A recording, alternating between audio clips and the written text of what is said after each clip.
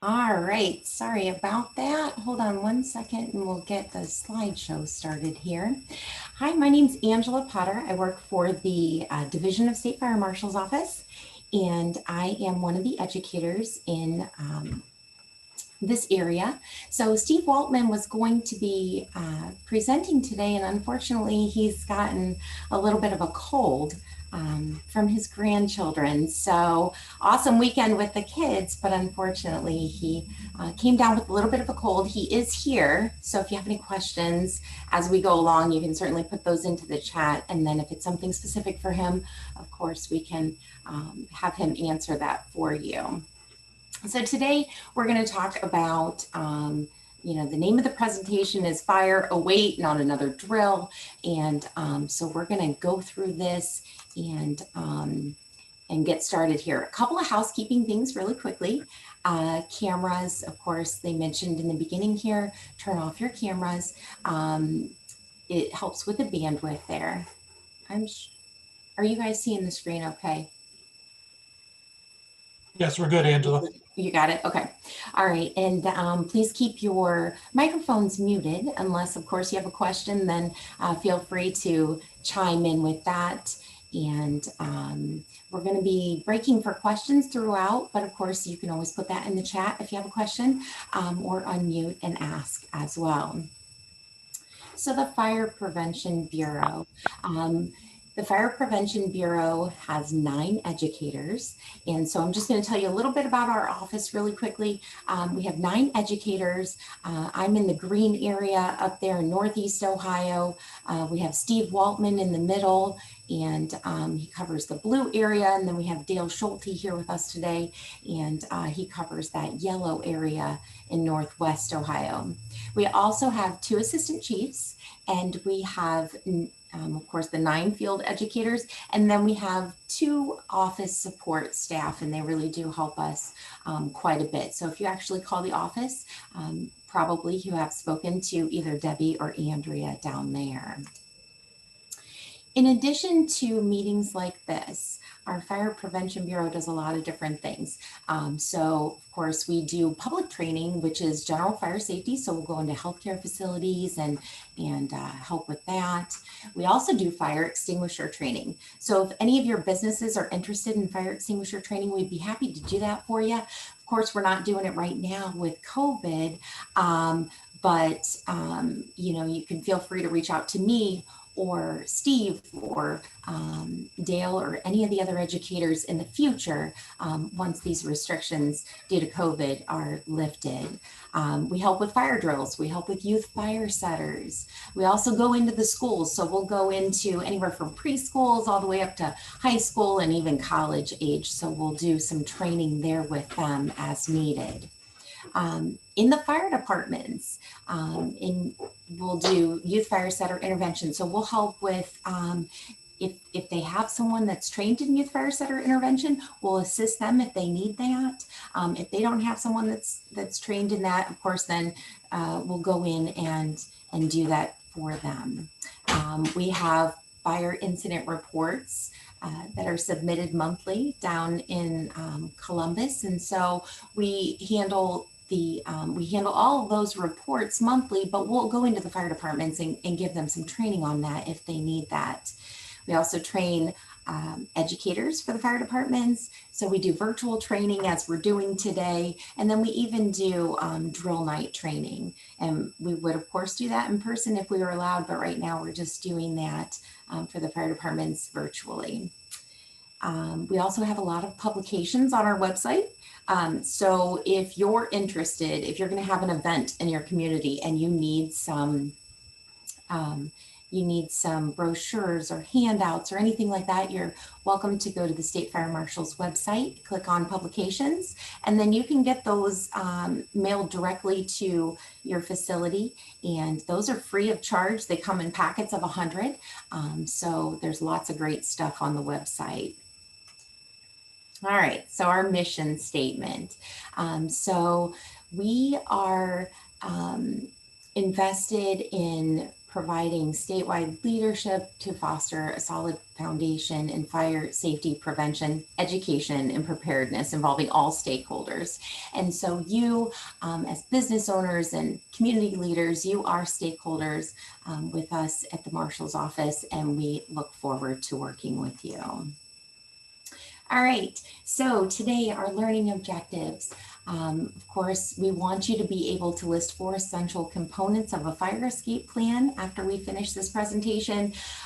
We also want you to be able to list 4 components of a successful fire drill. And then we want you to be able to identify the benefits to participating in regular fire drills. So, let's talk about your last fire drill. How did it go? Did you participate in your last drill? Do you have a plan at your facility?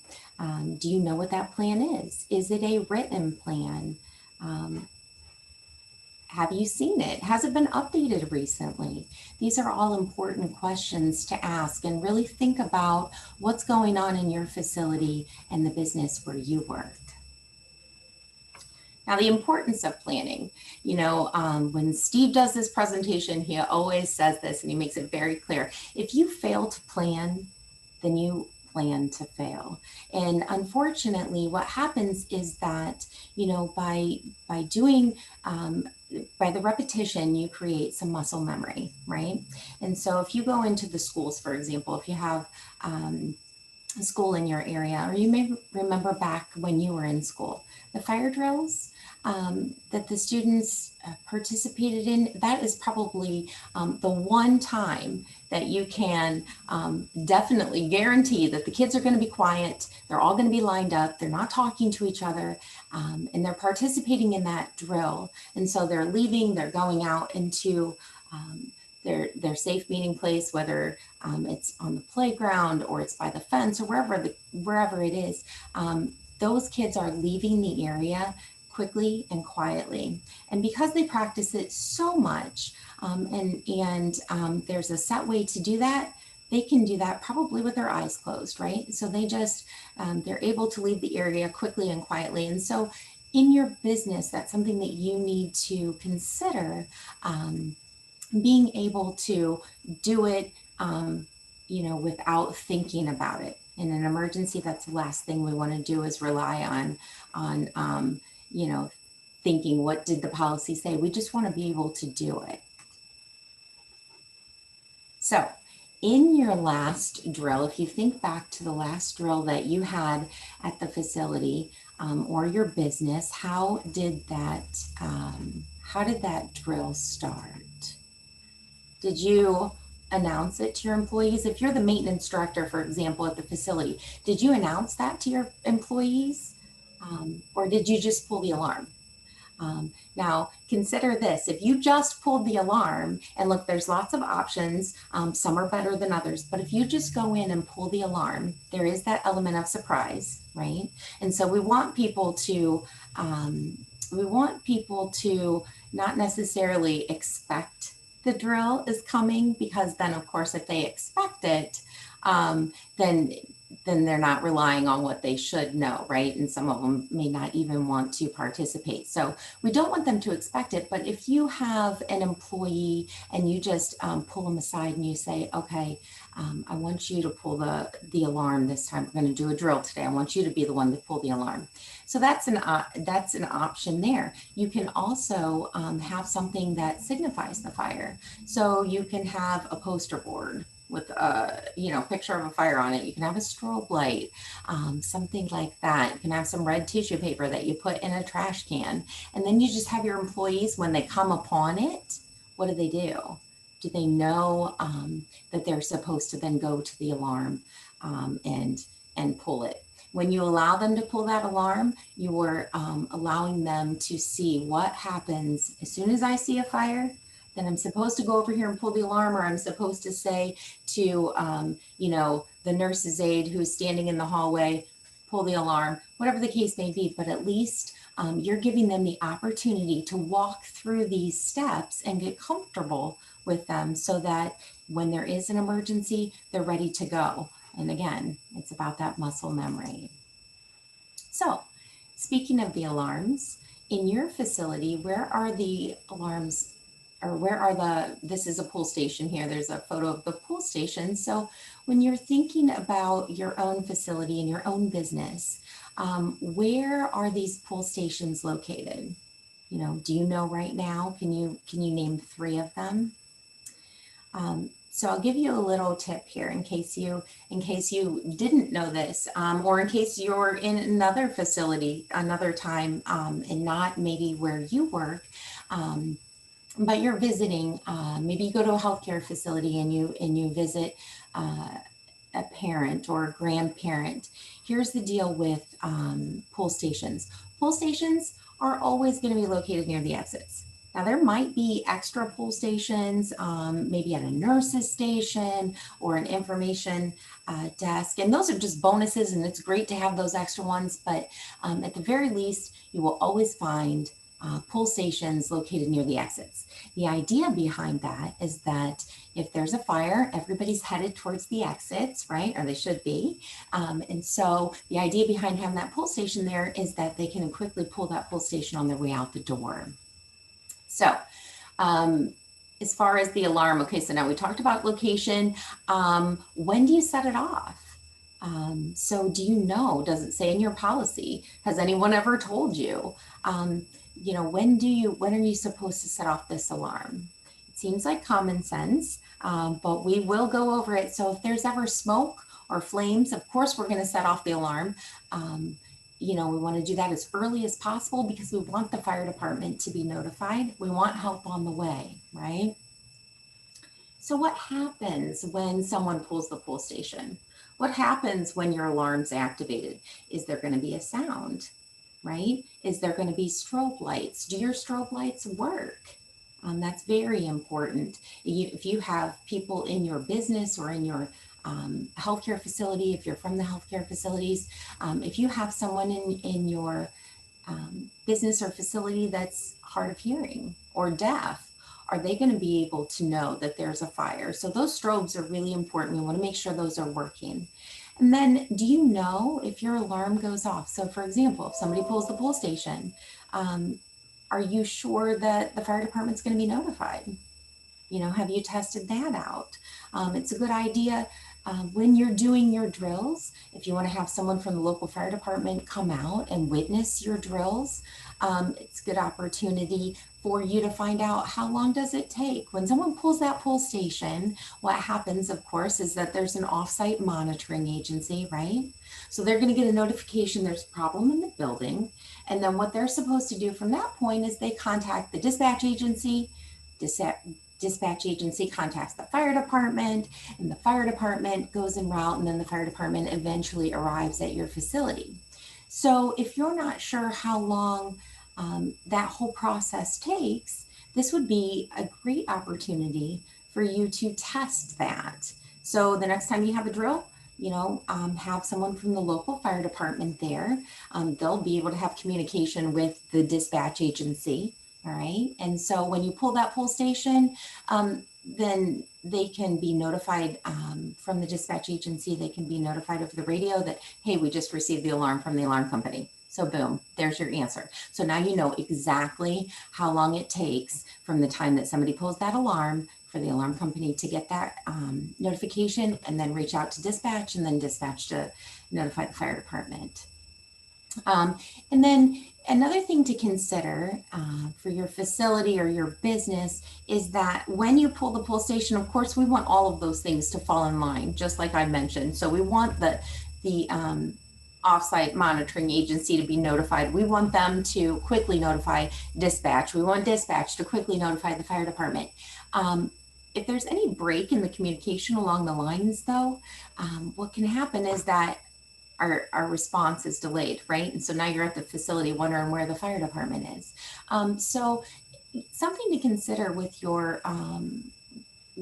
plan at your business would be, how about designating someone, whether it's the charge nurse. If it's a healthcare facility, it's the front desk, maybe customer service person who greets everyone as they come into the facility or the business. But designate someone to contact the fire department, make sure that they did actually receive that alarm. And then another thing that that person would be able to do is update the dispatch agency. So, for example, if everyone's out of the building safely, fire department's not there yet, they can let the fire department know and just keep the fire department updated as to what is happening in the facility. All right, so if we think back to your last drill, how was the participation? Did you participate?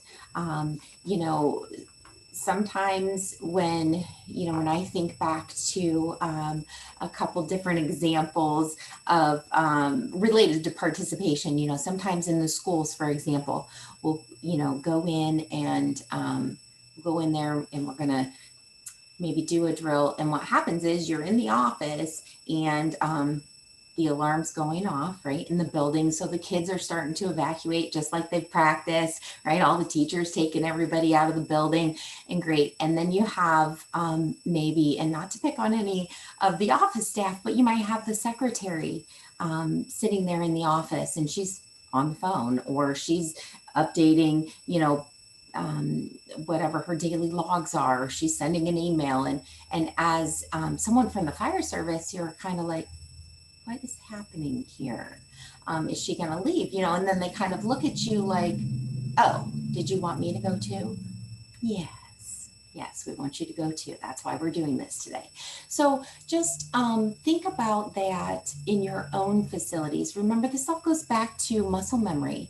And we want you to practice the drill just as if it was a true fire, okay? And just as if you were, alerted to the fire, and you need to practice it just how you're going to do it, okay?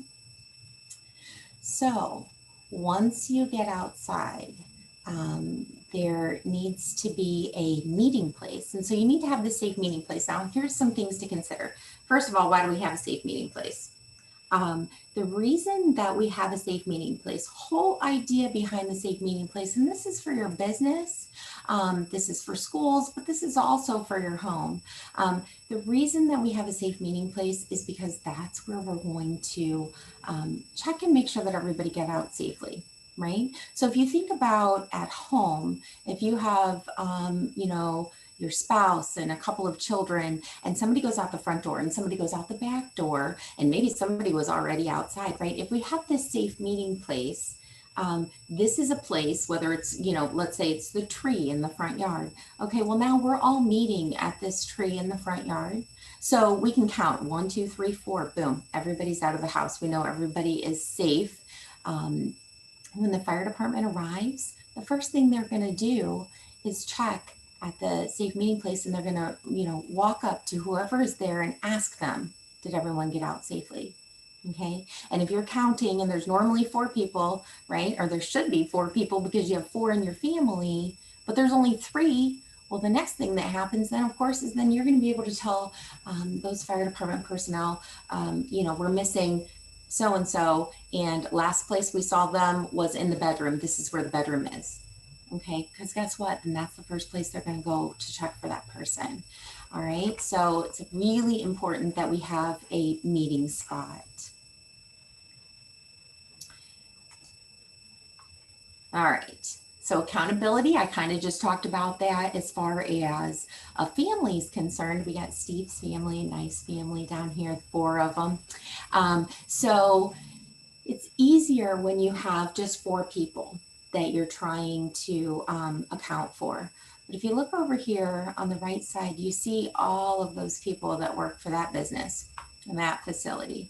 So as far as accountability is concerned, one of the things you need to maybe think about is consider, does someone keep attendance at your business? So I'll use a healthcare facility, for example. We know who the residents are, right? If we're working there, we have a list of who the residents are, who lives in that building. And we also have probably a list of who the staff is at that time. But what about your visitors? What about your delivery people who are bringing in supplies for the facility? What about if someone's coming in to fix the air conditioning unit or the heating unit? You know, do you have accountability? Do you know those people are in your building? And then when they leave, do you have them check out? You know, do you know that they've left? So it's really important that when you get to the safe meeting place, you're able to quickly take attendance and see, you know, if we had 10 people in the office today and there's only 8 here at the safe meeting place, well, remember what I mentioned, when the fire department arrives, they're going straight to the safe meeting place, right? So they're going to ask you, is everybody out safely? Well, at that point, you can quickly tell them we're missing 2 people and this is the wing that they work in, or this is the hallway, or this is where their office is, or something like that. So it's really important to have a system of accountability in your facility. When you're thinking about safe meeting place, the location, I didn't mention this on the previous slide, but it's really important, especially for businesses and facilities where there's the parking lot and all of that. When you're choosing your meeting place for the people who work in that building, make sure that you're choosing a place that's not necessarily going to be in the way of the fire department as they're responding. So probably choosing a meeting place that's, you know, 15 feet in front of the front doors, probably not going to be a great idea. And the reason is because, remember, when the fire department responds, they're going to have lots of apparatus with them. They're going to have lots of people with them. So try to choose a place that, you know, is easily accessible. Of course, you want it to be easily accessible, but try to choose a place that's kind of out of the way a little bit. And so we don't have a bunch of staff and residents, if it's a healthcare facility, or you know, if it's a grocery store or something like that, we don't have, you know, a bunch of people congregating right there in front of the doors in the parking lot, and then, you know, of course, causing issues for when the fire department responds. All right, so back to your last drill. Were there any challenges during your last drill? Can you think of anything that went wrong? And maybe it's not that something necessarily went wrong, but could it have gone better? So you want to think of those things after every drill, because this is an opportunity to improve on the next drill, right? And to make it a safer place to work and be. So we'll see here. So these are some challenges that have to do with exits, right? And so you see this first one here, the path to the exit is blocked, right? So we got the carts there and something on a pallet maybe. All right. Oh, there's a phone right behind the pallet there. So truly and honestly, are you going to be able to get through here? Maybe if you crawl over a couple of things and all of that, but if you work in this facility, it's your responsibility to recognize when things are going to create safety hazards, right? Or fire hazards, things like that. So in this case, you know, there's supposed to be that little arrow there indicates there's probably an extinguisher back there. What else is back there? Probably maybe the pool station, because we talked about pool stations being near exits. But are you going to be able to get to any of those things? So the path to your exit really needs to be cleared out so that people can get through. Now this next one here, in the exit, you see that there is a push bar to open those doors, all right? And so it says there, fire exit, this door is only to be opened in case of an emergency. So you want people to be able to open the doors quickly. For example, if they have an injury or a broken arm, they are, you know, when there's smoke in the area, they're not going to be able to see very well. So probably reading these signs is not going to be an option anyway. But truly and honestly, could someone open that door right now if they needed to? And certainly, you know, if you have visitors in your facility and they start to panic, right, not knowing where to go, not being able to get out, and then they get to the exit doors here and these are chained and they can't open them. So you want to make sure as you're, you know, walking throughout the business, make sure that the exits are not chained closed like that on the inside or the outside. Right, your responsibility to check and make sure that things are safe for yourself and the employees there. And then this third one here, so it says fire exit, do not block, and it's blocked. You see that? So, you know, as you're pulling up to work, if you notice this, then you should probably mention it, right? Because what's going to happen to the people on the other side of that door? There's a fire, they're trying to get out quickly, they open up the door to get out, and now they're in this little enclosed area, right? And there's the fence there, and that's chained shut, and they can't get out of there, okay? But if one person's trying to get out of that exit, there's probably gonna be more. So then you got 2 or 3 or 4 or 10 people trying to get out, and what does that create? People stacked up on top of each other, right? So all things to consider when you're looking at the path to the exits.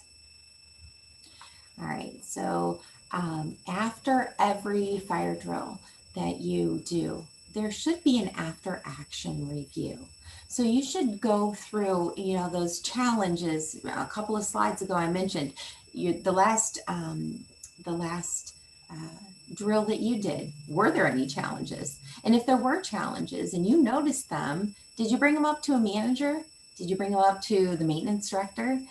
Did you let them know what you saw? Again, your responsibility to make sure that you and the employees at the facility are safe there. So it doesn't have to be all bad things. It doesn't have to be just the challenges. So for example, do you see any opportunities to improve? You know, maybe next time we do things a little bit differently. Look, if you do your fire drills the same exact way every single time, what does that create? That creates complacency, right? And so now you have the employees that they know, oh, you know what? The third day of every month we do these fire drills. Oh, I'm scheduled today on the third day, so I guess we're going to have a fire drill. Well, you know, they always you know, somebody always pulls that pull station right over there, and then we leave and we go down this hallway and we go out this door here. So maybe change it up a little bit, right? You know, I mentioned earlier in the presentation about having having something to signify there's a fire, right? So let's say we're using a strobe light. So you put the strobe light, last time you put it in room 222, and you waited and waited to see how long it was that someone recognized there was a fire. Well, now, this time you're going to do the fire drill. You put it over at the nurse's station, right? Okay, so now our fire's in a different location. Well, maybe they can't use the same exit they used last time just because the fire is in a different location. So it forces your people to think on their feet, right? It forces them to recognize, you know, we're creating muscle memory because we're doing these drills so they know what needs to be done, but it also forces them to recognize that sometimes there's going to be, you know, I can't use this exit, so I'm going to have to use this exit. So it forces them to think about those things. Another thing you might do is, you know, put the, if it's a strobe light or it's a picture of the fire or whatever the case may be, put it directly in front of an exit or block an exit so they can't even go that way. You know, so it forces them to kind of recognize that things aren't always going to go exactly how we planned, but we can do this and we can get through this, right? So 3 opportunities to improve, 3 positive events that happened throughout the drill. So we always look, everybody is quick to point out when you're doing something wrong, right? I think we can all agree there. People are always quick to point out when you're doing something wrong, but very rarely do people take the time to point out when you're doing something great. And so you as managers or maintenance directors or employees, take this opportunity to talk to your people. Let them know what you saw that they did that was great. If somebody has a good idea, implement that idea. Make that part of your plan. You get people to have buy-in that way. So let's see here. Oh, and I see Steve Scott. Let people have buy-in. All right. So some of the things that we've already talked about are here in RACE. So RACE is what we talk about when we go out and do general fire safety with healthcare facilities. We talk about RACE. And so that acronym stands for rescue, alarm, contain, and extinguish. Now, the important things, though, the acronym's there to kind of give you an easy way to remember these steps, but it's really important to recognize that you don't have to necessarily do these steps in this order. So for example, contain. If you're in, let's say you're down in the hallway and you see that there's an office room, right? And so in that office, there is a fire in the corner. Okay, well, you're standing there, you could shut the door, that would contain the fire, right? So you're not going to rescue someone right away and oh, I'm gonna run down the hall and I'm gonna pull the pull station for the alarm and then I'll come back and contain the fire. If you're there and you have the opportunity to contain the fire right then, well then contain the fire, right?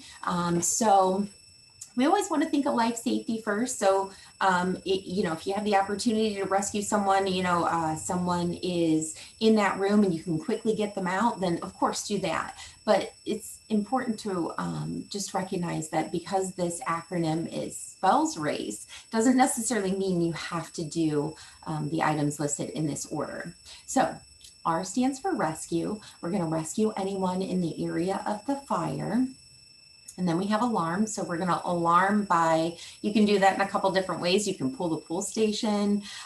You can yell down the hall to someone else to pull the pull station. Someone can contact the fire department using 911. So those are all different ways to alarm. To contain the fire, again, we want to contain the fire as soon as we see it, if possible. So that means shutting the door. That means if it's in a trash can, which I think might be coming up here in the next couple of slides, but if it's in a trash can, put the lid on the trash can. So we want to contain the fire as early as we can. And then the E, that stands for extinguish. And this could be extinguish or evacuate. So in the E for RACE and talking about extinguish, do you attempt to extinguish the fire? Well, that depends. Have you been trained on using a fire extinguisher? And even if you've been trained on using a fire extinguisher, do you feel comfortable using that fire extinguisher? We all have different levels of comfort when it comes to many things, but specifically fire extinguishers. So, so the deal here is, even if you've been trained to use the extinguisher, if you don't feel safe using the extinguisher, then don't use the extinguisher. Simply shut the door, start getting people to safety, right? Notify the fire department. We recognize that you are not all firefighters, right? Many of you are, business owners and maintenance directors and office staff and healthcare facility staff. And so no one is going to expect that you put the fire out. One other thing to notice here as well, or one other thing to consider. So this question comes up sometimes. Some facilities will have a certain number of staff that are supposed to, if there's a fire, their job is, or their responsibility is that they need to, they're on the fire response team, let's say, or emergency response team. And so the question has come up, well, if I get the extinguisher and then I get there and then we have Joe and we have Sally and they're bringing extinguishers too. No. You don't use multiple extinguishers. Look, if you can't put that fire out with one extinguisher, it's just too big, right? Simply close the door and contain that fire. There's that slide I was talking about. Okay, so we see here that we have this trash can fire. If that's a small trash can and you can use the extinguisher, you've been trained on it, you feel comfortable with it, you know, of course you could just put the lid on it, right? That would contain it to that trash can there. And it would also displace the oxygen, right? Because when you displace the oxygen, fire will go out. All fire needs oxygen to grow larger. But let's say you don't have the lid for that trash can. Then what you could do is grab an extinguisher and probably much larger than a small trash can. You're not going to be able to extinguish with those typical fire extinguishers that you see in businesses and facilities. Fire extinguishers don't last very long. There's not a whole lot of stuff in there, right? So anywhere from 10 to 30 seconds is all you have for that fire extinguisher. So, you know, one of the byproducts of fires is smoke, right? And what's in the smoke? Well, it's poisonous gases and heat and all of that. So what we don't want you to do is, in my example a few minutes ago about everybody bringing the extinguishers, we got 4 people bringing extinguishers for one fire. The problem with that is that if you're in there and you use one extinguisher, and then you try to use another extinguisher and you try to use another extinguisher, all of the smoke is in there and you're being exposed to all of those things. Meanwhile, this fire is just getting bigger and bigger. So if you can't put that fire out with just one extinguisher, then it's too big. It's time to close the door. And then of course we have our car fire over here, which I'm sure probably many of you would recognize that we would not be able to put that fire out with a fire extinguisher. All right, so how do you make a 900-degree difference? The next slide coming up is the Close Before You Doze campaign. And I don't know, we have been having a little bit of, we did this presentation so this morning we did this and there was a little bit of problem with the sound. So I don't know if you'll be able to hear this. If not, just watch it and you'll see what happens, the difference between closing the door versus not closing the door.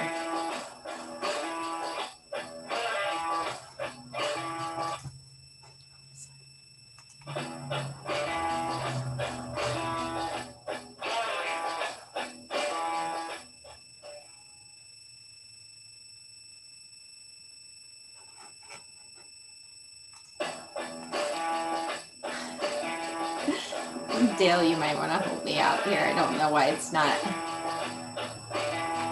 going to the next slide. That's the next slide, and it'll go. Yeah, it's not going to the next slide. Oh. Okay, sorry about that little glitch there. So this slide here is from the National Fire Sprinkler Association, and this just talks about the different stats there. And so you can see that, you know, fire sprinklers, if they're in a home, they can stop a fire in about 1.5 minutes there. So super important. You know, many of the businesses have them, and that's awesome. But again, the National Fire Sprinkler Association, they do advocate for having these sprinklers in homes as well. So we're going to watch another video here. Now this video, hopefully again, will have sound, we'll see, but this is going to show you the difference between what happens when you have the sprinklers in the home and when you don't.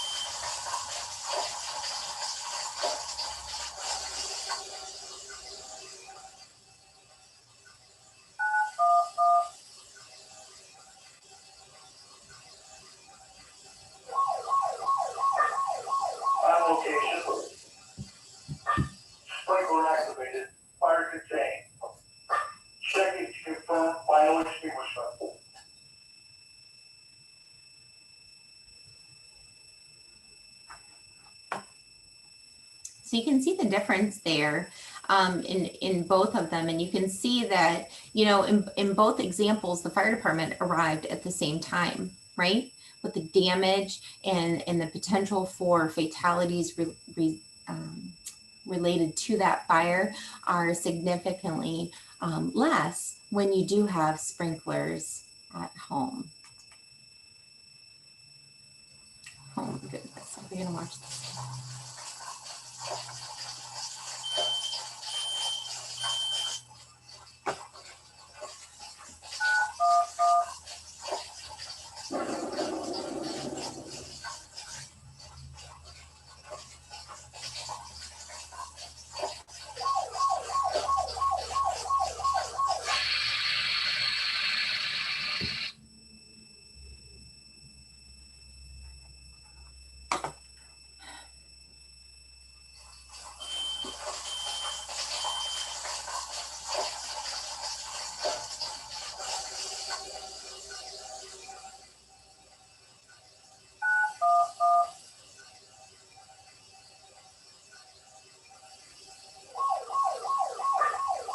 On location.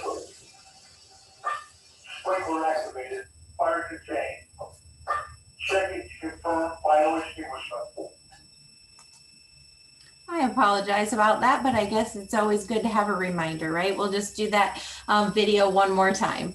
I apologize for the technical difficulties here. All right, so listing 4 essential components of a fire escape plan. So I don't know, Dale, do you want to see if maybe we could get some of that in the chat and see if anybody can list those 4 essential components to the fire escape Sure. plan? Go ahead and type them in the chat. If you know what 4 essential components might be, go ahead and type. You don't have to get all 4. You can just hit one of them, whatever you think, and we'll see if we can come up with all 4 of them. Awesome. And just so you know, Dale, I can't see the chat, so you'll have to shout those out for us. I got it for you.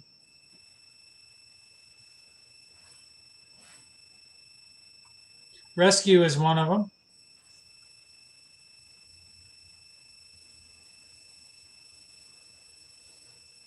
Meeting place, head count, alarm, contain. Awesome. Well, you guys are doing great. Yes. So 4 essential components of the fire escape plan. So all of those things you mentioned, awesome examples. So alarm, we want to make sure, just to review here, but we want to make sure that, you know, as you're doing your fire drills, when you have one of the employees pull the pull station, let's say, do you hear the audible alarm in the facility? Are the strobes going off? One thing to consider as well is that when your alarm goes off in the facility, make sure that your residents or employees, staff, make sure that they know that when the alarm goes off in the building, if you don't know what's causing the alarm, it's sometimes okay to silence the alarm. Let's say it's a facility. It's okay to silence the alarm if your fire department and your facility is okay with that. It's all right to silence the alarm so it's not disturbing the residents. Let's say we have, you know, Miss Sally, and she is constantly pulling the pull stations when there isn't a problem. So you saw her do that. You know she did that. If you want to silence the alarm, sometimes that's okay, as long as your facility is all right with that. But just make sure that people aren't resetting the alarm, okay? Because the problem is that if you do have an alarm that goes off and nobody in the facility knows why it's going off, right? We didn't see Miss Sally pull the pull station this time, but the alarm is going off. Then the fire department arrives, and let's say before they get there, you know, Joe comes by and he's like, oh man, you know, I got the residents in the memory care unit, they're really getting upset. So I'm just gonna go ahead and reset this alarm. I don't know what caused it, but I don't see any smoke, so I'm gonna reset this alarm. Well, the problem with resetting the alarm is that now when the fire department shows up, they don't have any way to figure out why your alarm was going off. It could have been a trouble alarm. It could have been something with a sprinkler head. or something like that, but they're not going to be able to tell what the problem was because someone reset the alarm. So we want to make sure that if you think it's okay for your employees to silence the alarm because it's upsetting the residents and you don't see any problem, and or you saw Miss Sally pull it and you know the fire department's coming, then silence is okay. Resetting the alarm, not okay. Let the fire department handle that with the resetting. So fire department notification, you know, as a person in your business that is working on the planning of the fire drills, you know, do you know who your alarm company is? Are they going to be alerted as soon as the pull station is pulled?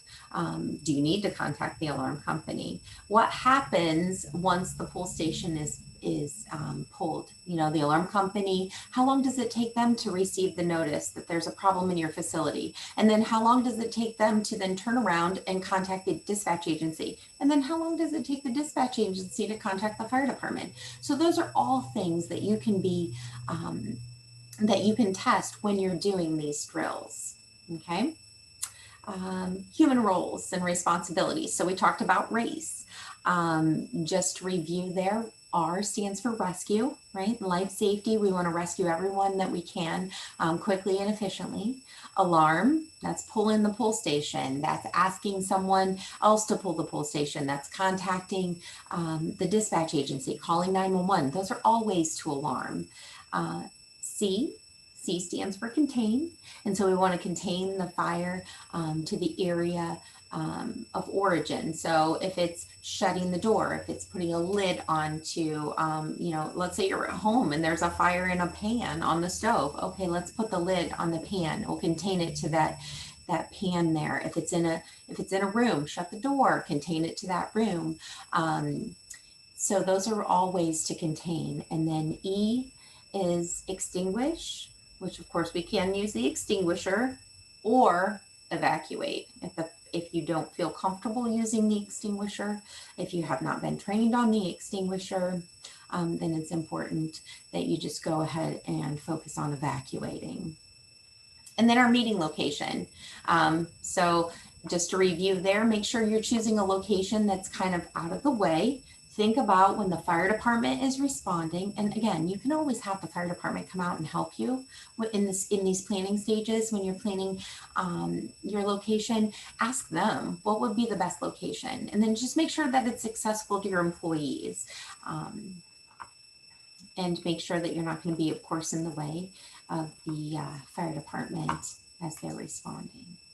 All right, 4 components. Dale, I'm going to need your help again. Gotcha. Thank you. We're going to do 4 components of a successful fire drill. So you guys go ahead and put those in the chat and let's see what you come up with.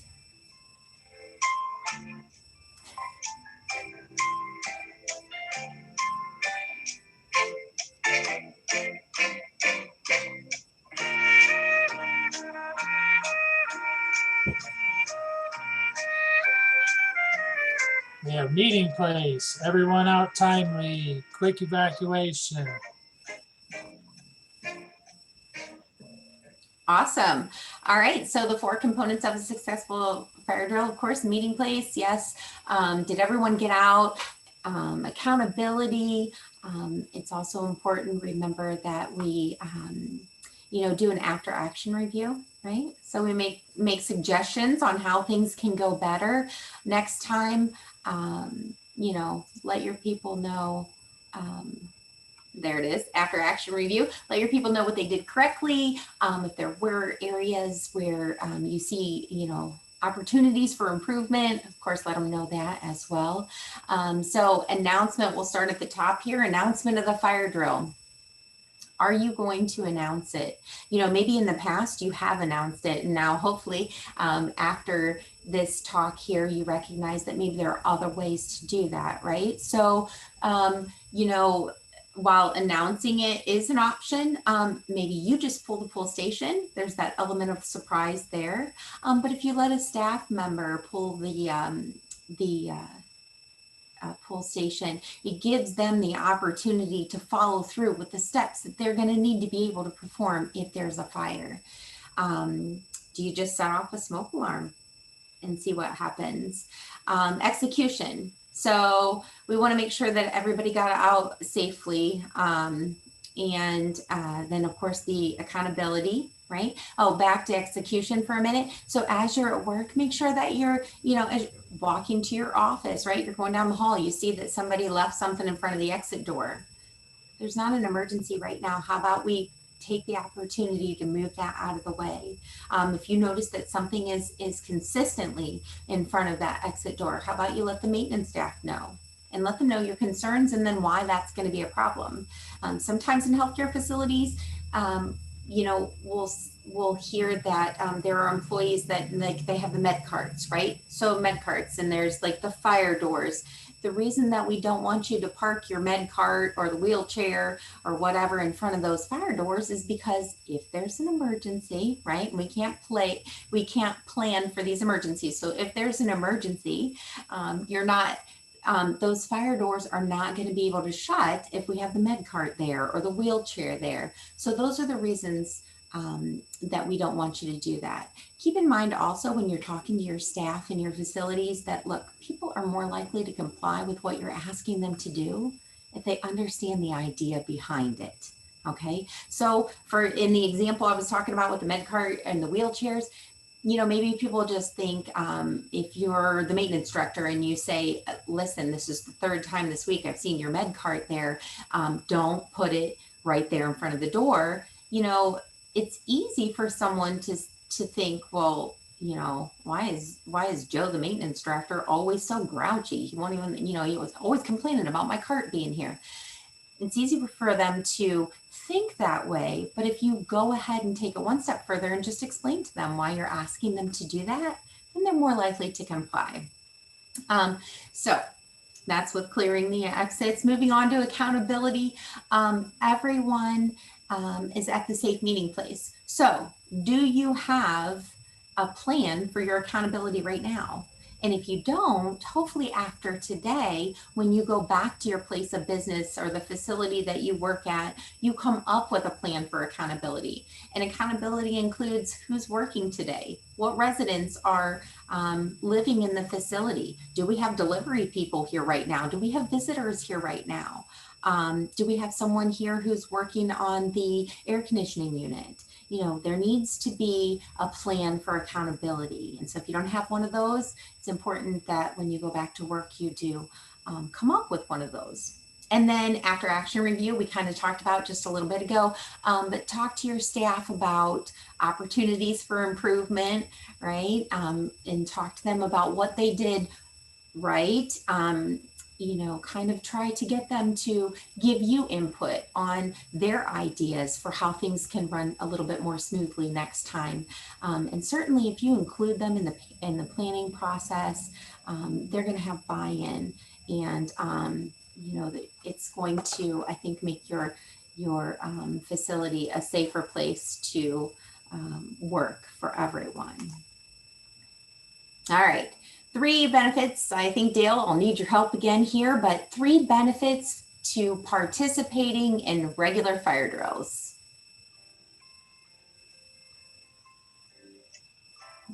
You can just throw those in the chat.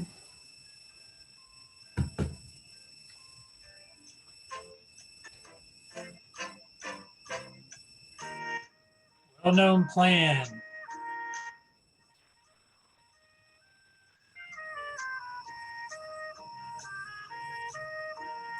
No complacency. Get everybody out. Keep everyone informed. Where to go. Muscle memory. Muscle memory. I love that one. Okay, let's see here. So practice creates muscle memory. People can get out quickly. Accountability. So we'll know who's at the meeting place. We'll know who's missing. So here's the thing with emergencies. In emergency situations, a lot of times people think, oh, well, you know what? People typically panic in emergencies, and that's not always the case. In fact, panicking happens less often than you would think. But here's what does happen in emergency situations. People fall back on what they know, right? And so this muscle memory, super important. People are going to fall back on what they know. All right. So looky here. Wow, 12:58. Awesome. Got that in less than an hour. So do you have any questions? Does anyone have any questions? You can put those in the chat. Dale's monitoring that for me. Or if you have, you want to unmute your mic and ask questions, then I think Steve's still here, or Dale can answer. I can answer the questions. So what do you guys got?